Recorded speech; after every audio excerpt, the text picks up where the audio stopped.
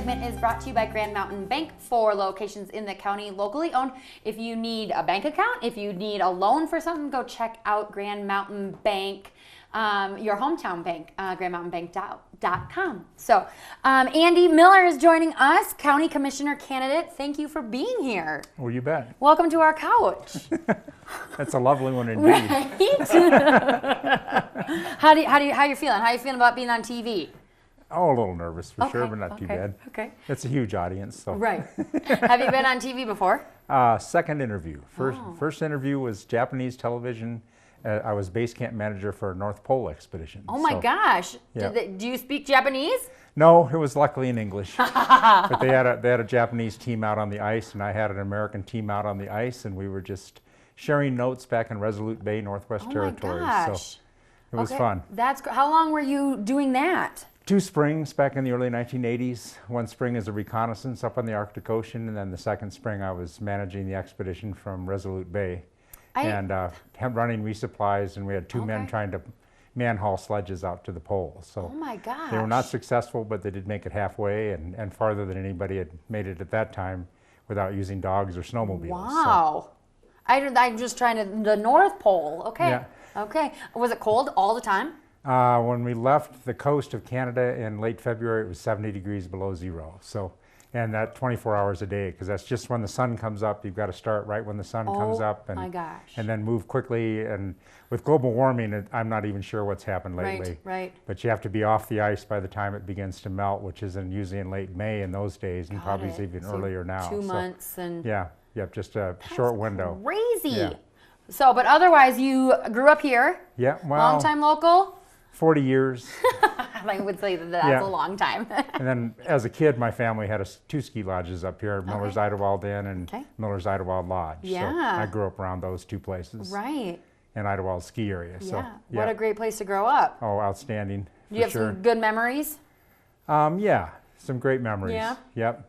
Lots of dishwashing for Christmas and the presents kids get when they work for a ski lodge and they grow up around a ski lodge. So, right. Yeah. Did you get to ski like every day back in the day? Oh yeah. Yeah? Yeah. Every day that we were up here. Right. As kids on vacation and kids on weekends. And yeah. My mom ran the grill at Idlewild, so I'd haul the hamburgers up and work through lunch and then have the afternoon. Wow. And then go up and haul the old food sled up to the top of the mountain at the end of the day by hand and then ride it down. Oh my gosh. After the lifts were closed. So that's crazy. That was the deal. What year was that?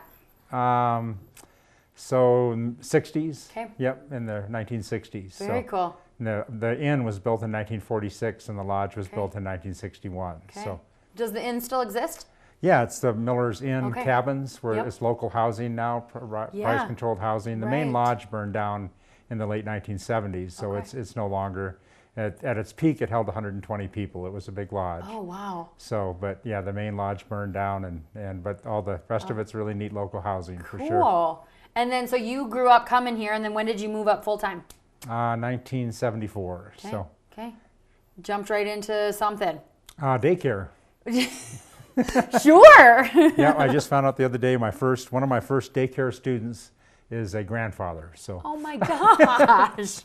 Oh my gosh, that's crazy. So that's the Polks, Andy Polk and Steve Polk. Their son Derek is a grandfather. So. Wow. So that was my first tribe of daycare kids, and my second tribe came along later, and they're all in their late 20s and early 30s now. Okay. So. Did you teach them to ski?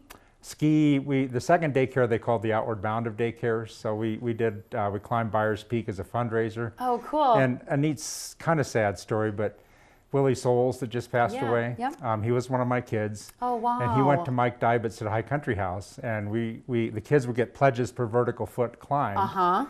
And he got $1 a foot, and Mike wasn't doing the math and didn't realize it was 1,700 vertical feet. But he figured Willie's only 3. What can he do? Right. You know? So Willie went to the top, and the only rule was that the kids had to have a mother along, so there wasn't any child abuse involved. Okay, understandable. And kids had to make it to the top on their own, but we could carry them off, which we did. So.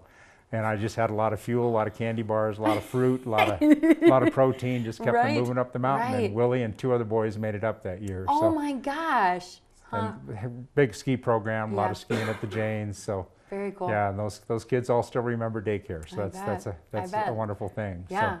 We're going to take a quick break. Okay. I got some fudge for you to try if you want it from the Quacker Gift Shop in Grand Lake. But we're visiting with Andy Miller, County Commissioner candidate.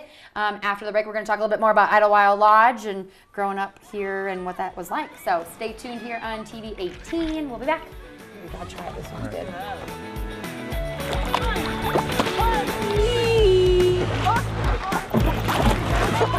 Yay!